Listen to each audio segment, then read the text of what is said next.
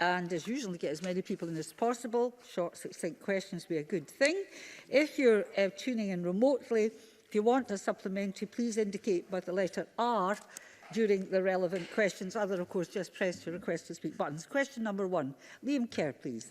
Thank you, President Officer. To ask the Scottish Government what financial assistance it has made available for cultural organisations in the North East since the start of the COVID-19 lockdown. Cabinet Secretary Fiona Hislop. Cultural organisations in the North East have received funding from many Scottish Government's COVID-19 funds, including from Creative Scotland's own Open Project funding and the Performing Arts Venue Relief Fund, from the Pivotal Enterprise Relief Fund, the Creative Tourism and Hospitality Hardship Fund, from the Third Sector Resilience Fund, and from the COVID-19 emergency funds administered by Museums and Galleries Scotland. Aberdeen Performing Arts, Castlegate Arts, the Out of the Darkness Theatre Company in Elgin, Devon Projects in Huntly and Fenthorn Bay Arts are among those who have received funding. I've also recently announced further funding of £59 million for the culture sector, from which cultural organisations in the North East will be able to seek assistance. Liam Kerr, to be followed by Mark Ruskell. Thank the Cabinet Secretary for the answer. What is clear is that this funding is too little, too late for the first city in Scotland to contend with a second lockdown. In the last few weeks, one of Aberdeen's biggest nightclubs, Knox, has closed its doors. 3 other venues had to launch a crowdfunder to survive. Comedy clubs, including Breakneck Comedy, have written to the SNP, warning Scottish comedies at breaking point. Restaurants and pubs are closing, including just yesterday the popular Under the Hammer. So can the Cabinet Secretary tell me, for all the warm words and self-congratulation, when will this SNP government finally start to take an interest in the North East and provide some genuine support that might reverse this trend? Well, there's a succinct question for you. Cabinet Secretary. Can I say to the member that the cultural organisations I speak to are very grateful for the funding that has been announced. Can I also say to him that this comes from consequentials, much of it. Those consequentials in the UK government may have been announced but yet to be spent. And I can say to the member, as of today, the £15 million Cultural Organisation and Venues Recovery Fund that will help support many of the organisations that he's talked about, including the comedy sector, including the theatre sector, is open for applications for today. And I would encourage those that want to apply to it to make sure that they contact Creative Scotland and do so. That's action, that's getting the money to cultural organisations, and I think the people are very grateful for the efforts that have been made. It's tough.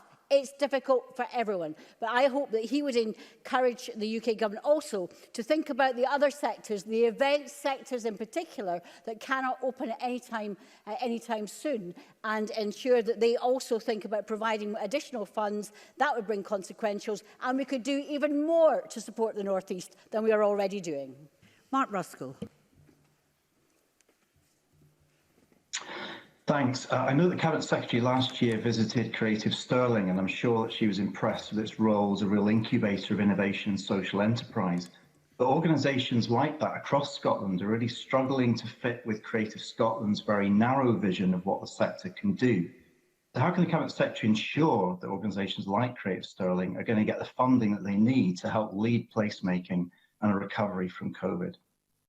Cabinet Secretary. I thank Mark Ruskell for that question. Clearly, the Cultural Organisation and Venues Recovery Fund is actually very broad deliberately.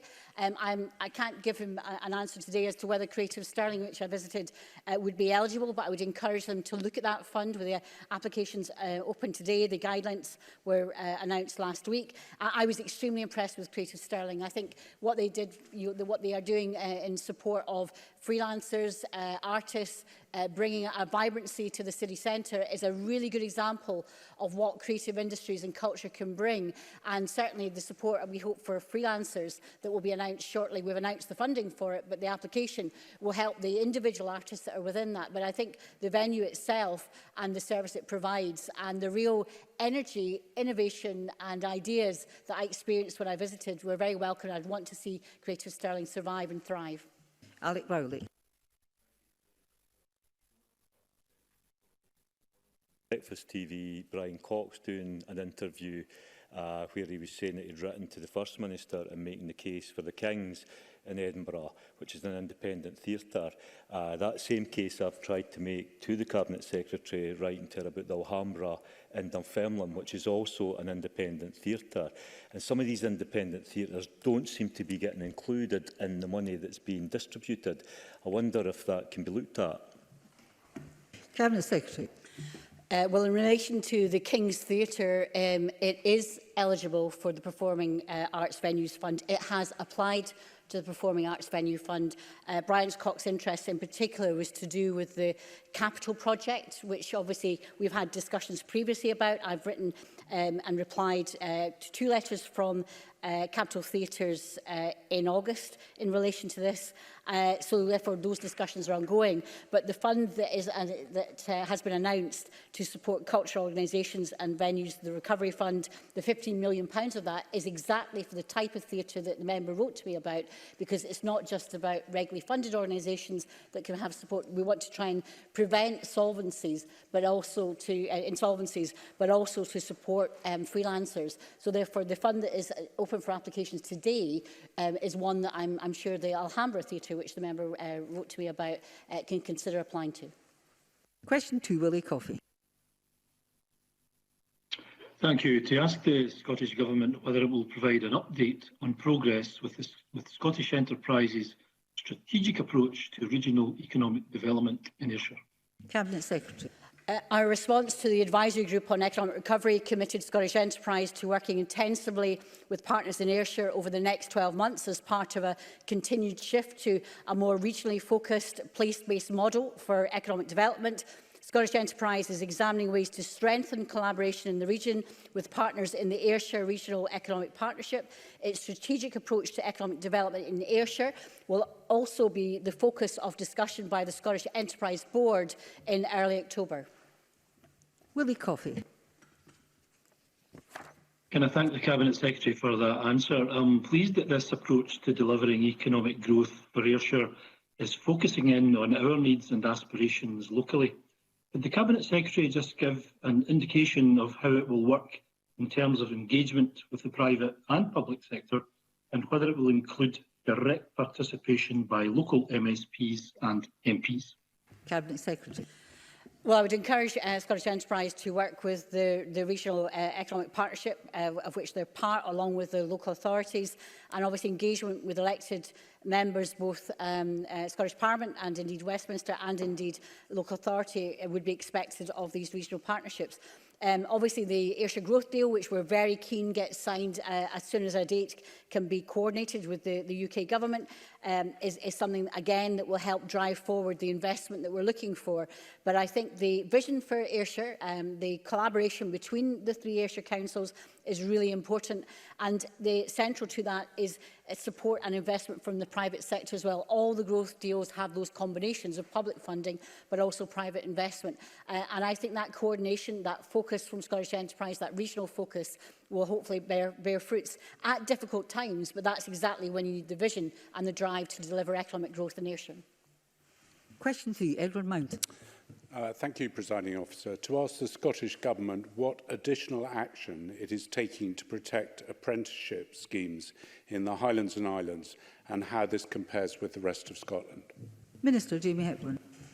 Apprenticeships are a core part of Scotland's skills system and continue to play a key role in our economic recovery from COVID-19.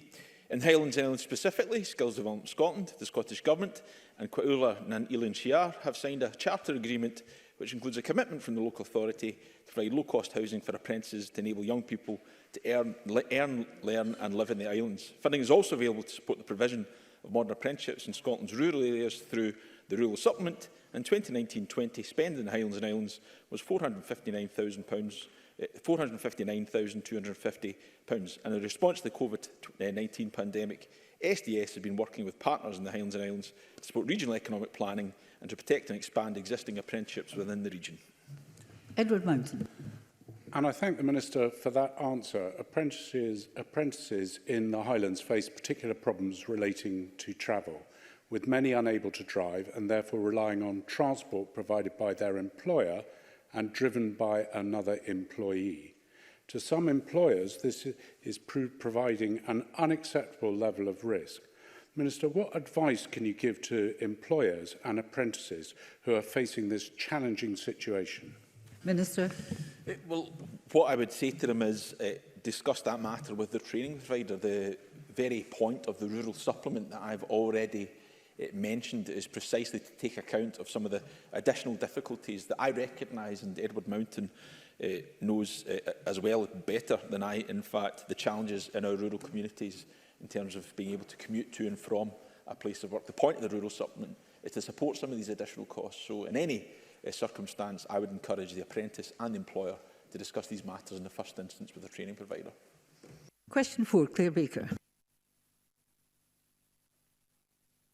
Thank you. To ask the Scottish Government how much of the £97 million in UK government consequentials announced on the 5th of July for the arts, culture and heritage sectors is still to be allocated, and when a decision will be made on the allocation of any remaining funds. Cabinet Secretary. 81.47 million of emergency funding has already been announced, which together with the £10 million for the performing arts venues brings the total to over £91 million. Today I can confirm a further £5 million. This includes £4 million for historic environment sector recovery, which will support organisations to remain solvent, protect jobs and ensure attractions can reopen. It will also assist investment in critical repairs and maintenance and support historic building projects across Scotland which have been put at risk because of the pandemic. The other £1 million will support Scotland Science Centres as part of funding already announced. We are still in discussion with the sectors about the remaining funding. We will look, for example, at supplementing the funds already announced once demand is fully understood. Claire Baker, followed by Maurice Golden. Bonds, and while it is welcome that some of the funds are already open, the timescales for delivery of the funds goes well into November. Can these funds be accelerated, and is there any bridging support for organisations to get to that point? And can she also confirm that companies can apply to these funds even if they already received the Small Business Support Grant? That was an award which excluded companies from receiving the Events Industry Support Fund. Cabinet Secretary. Well, the fund that's been announced today is the £50 million Cultural Organisation and Venues Recovery Fund.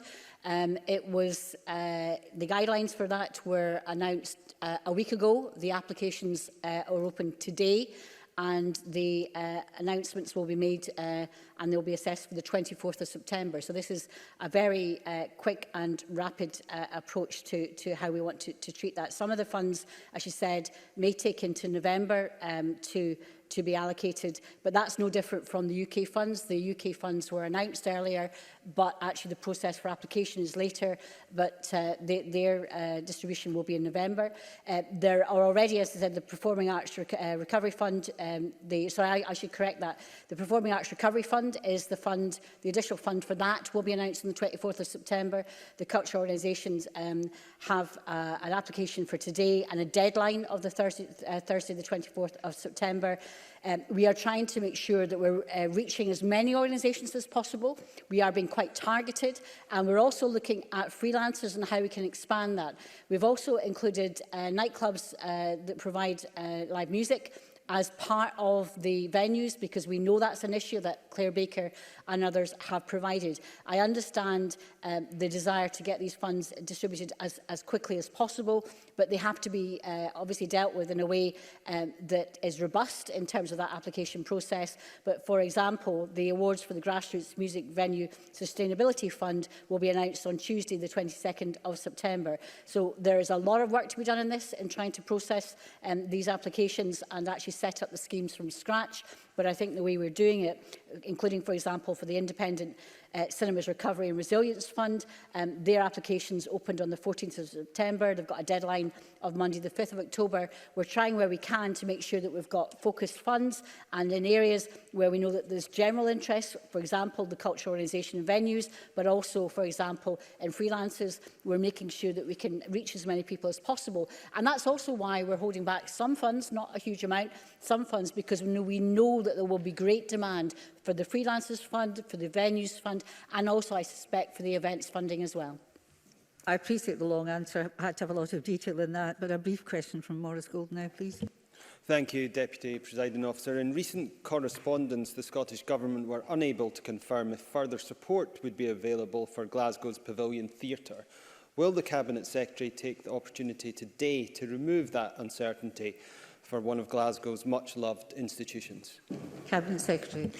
So, Morris Golden was probably the last one of about 20 different MSPs who wrote to me about Glasgow Pavilion Theatre. It's probably had more letters for any venue, and it's a commercial theatre, as he said. They have international backing. They're quite well provided for. However, they do have pressures, and I do understand that. And I think if he reads the letter that I wrote to him, they said that we are looking at what can be provided, and it was a week ago that they would have understood that the Culture Organisation Venues Recovery Fund, the application's open today, the guidance were open last week. But I'm very pleased that Morris Golden has come belatedly, and the last charge from all the other members from across Glasgow and beyond to support the Glasgow Pavilion Theatre. They now can apply for this fund, but they might want to write to them to say the deadline is Thursday the 24th of September to put in their application, having looked at the guidelines over the last week.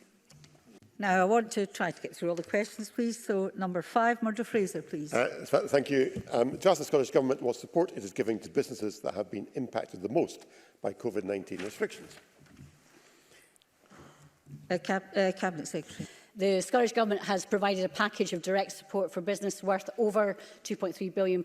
We've provided £972 million worth of COVID rates relief to reduce business costs, including 1.6% rates relief for all non-domestic properties in 2021 and 100% relief for properties in retail, hospitality, leisure and aviation. We've also funded over 90,000 grants, exceeding £1 billion targeted at those businesses impacted most by COVID-19 through the Small Business and Retail, Hospitality and Leisure Support Grants. In addition, we have provided £157 million to 4,060 SMEs and 5,676 self-employed people through our Hardship and Pivotal Enterprise Resilience Funds, funds which gave flexibility for our enterprise agencies and for local authorities to identify and support businesses suffering the greatest impacts from the economic crisis. This support is provided on top of UK Government schemes, which we have welcomed, but which we have pointed out repeatedly can and should go further to support Scottish businesses through these challenging times. Murdo Fraser. Can I thank the Cabinet Secretary for her answer? I want to raise the issue of wedding venues, of which we have a number in Perthshire who make an enormous economic contribution, both in terms of direct employment, but more particularly in terms of indirect employment in ancillary employers. So these venues are struggling at the moment. They've had no income for most of this year, and they have no certainty about their ability to take forward bookings for events in the future. So what more can the Cabinet Secretary do to try and assist those venues which are currently struggling? Cabinet Secretary.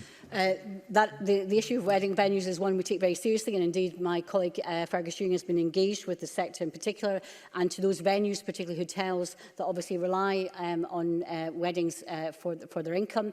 Obviously the announcements about changes, about numbers that we're able to take part in receptions has been welcomed by the hospitality industry, because that can make the movement that they need for bookings. I do know, because I have a member of my family getting married next year, that there is a lot of pressure obviously now because of the lack of activity. Next year will be extremely busy, so a lot of the issues there will be about sustainability between now and when they can reopen. We're looking very closely at the very few but sector areas that are still required to be closed or severely restricted.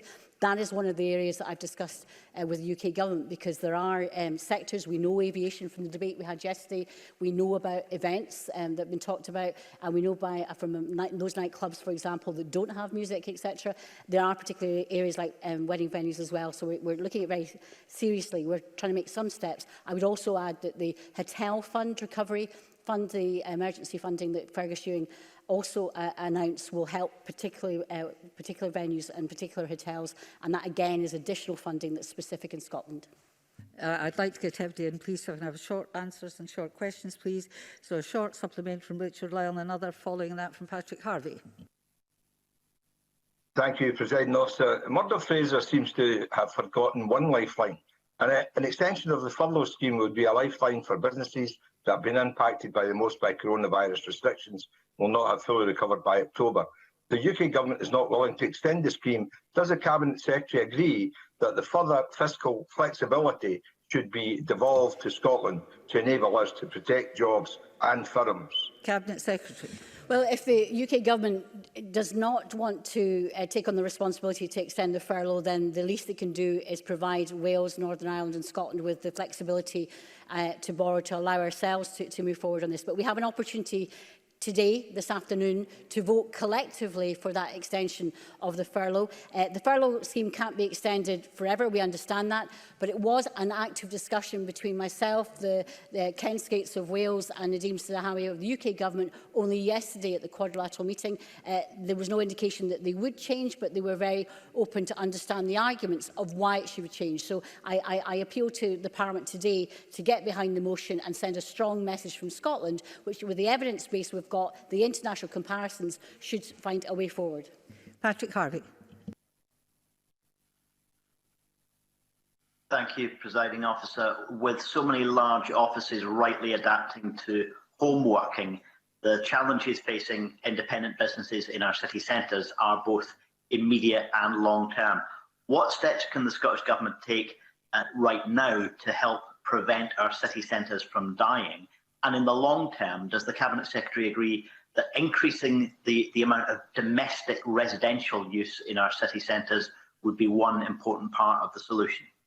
Cabinet Secretary. On that last point, that was an active discussion I had with the Cities Alliance, with all the cities in Scotland and their political leadership last week, looking at how we can ensure that there is a vibrancy to our city centres that respects the changes in work patterns is important.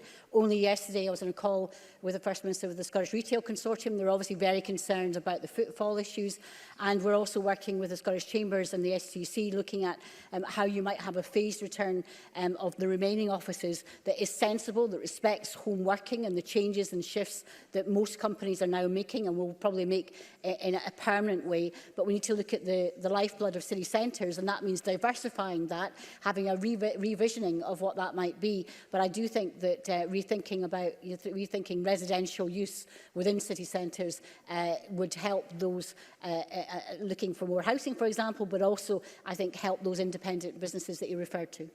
Question 6, Alistair Allen. To ask the Scottish Government how it supports home working in the public sector. Minister. In July, we published cross-sectoral guidance on home working, which supports the public sector and all employers with a continuation of home working where possible. The Cabinet Secretary for Economy, Fair Work and Culture wrote to public sector leaders recently across Scotland, encouraging them to act in accordance with the Statement of Fair Work Practices published on the 19th of July, including facilitating home working and other flexible working arrangements.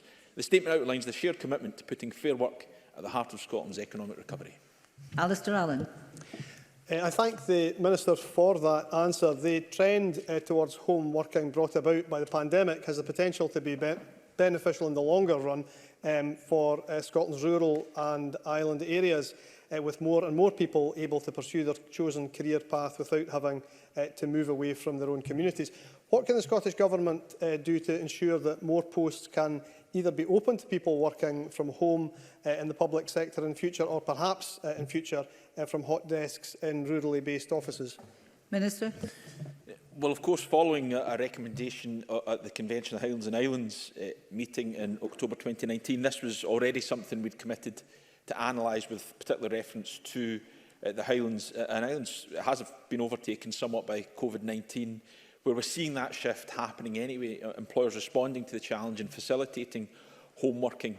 We need to show leadership in that regard. The Scottish Government right now is facilitating home working for its own workforce. We're also committed to taking forward work to assess the scope for the establishment of a centre for workplace transformation, and part of that will involve discussion with those who represent the rural economy. So we're committed to exploring this as a necessity in the short term, but also with the many benefits it will bring for individuals in terms of flexible working, but also for local economies such as those that Alistair Allen represents. Question 7, Jamie Green. Thank you. To ask the Scottish Government how it plans to stimulate greater investment in Scotland's economy in the wake of COVID-19. Minister Ivan McKee, please. Thank you. This Government recognises the role of investment in Scotland's economic recovery, as can be clearly seen in the recently published Programme for Government 2020. We have already launched our £3 billion green investment portfolio, and will be launching our inward investment plan in October this year to build on our performance as the best performing place in the UK outside of London in attracting inward investment. Jamie Green to follow very briefly by Kenneth Gibson. Thanks for that answer, but the Minister knows fine well that Derek Mackay, the then Finance Secretary, promised a foreign direct investment growth plan. Can I ask, where is that plan? How much has it raised? And how is that different from the current inward investment plan? And when will that be published? Minister. I think the members may be a bit confused. The programme for Government 2019 was quite clear that we would publish a foreign direct and inward investment plan in the summer of this year. Clearly that's been delayed by a few weeks as a consequence of officials rightly been more focused on the response and recovery plans in reaction to COVID, and the FDI plan will be published, as I said, at the beginning of October this year. And I look forward to seeing the member in the chamber for my statement on that plan and to answering his questions on it. Kenneth Gibson, briefly. Thank you, Presiding Officer. Greater London, with 13% of the UK's population and 0.6% of its area, received 28% of UK government transport investment and 46% of UK government infrastructure investment last year. Can the Minister advise what discussions have been held with the UK government to ensure Scotland receives its fair share of taxpayer-funded investment in transport and infrastructure? Minister. I agree it's essential that Scotland receives a fair and sufficient funding settlement on transport and infrastructure, as well as other key areas of spending and investment. The UK Government has been focused on London for too long and needs to deliver on its rhetoric on levelling up across the UK. In June, we published a paper outlining 10 principles we believe the UK Government should follow to support the economy and public finances as we recover from the impacts of COVID-19. These included pressing the case for a significant fiscal stimulus and accelerating major investment in infrastructure, as well as loosening of the restrictions on our borrowing powers. The Scottish Government remains committed to increasing levels of investment through our national infrastructure mission, and Scottish ministers will continue to promote the value of infrastructure investment in our dialogue with the UK Government. Question 8, Joanne Lamont. Thank you. To ask the Scottish Government how much funding is provided to grassroots music venues in Glasgow since the start of the COVID-19 pandemic. Cabinet Secretary.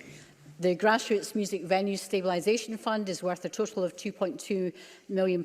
Applications closed on the 3rd of September and outcomes are expected to be notified on the 22nd of September. To date, almost £240,000 has been awarded to grassroots music venues in Glasgow from other Scottish Government funds.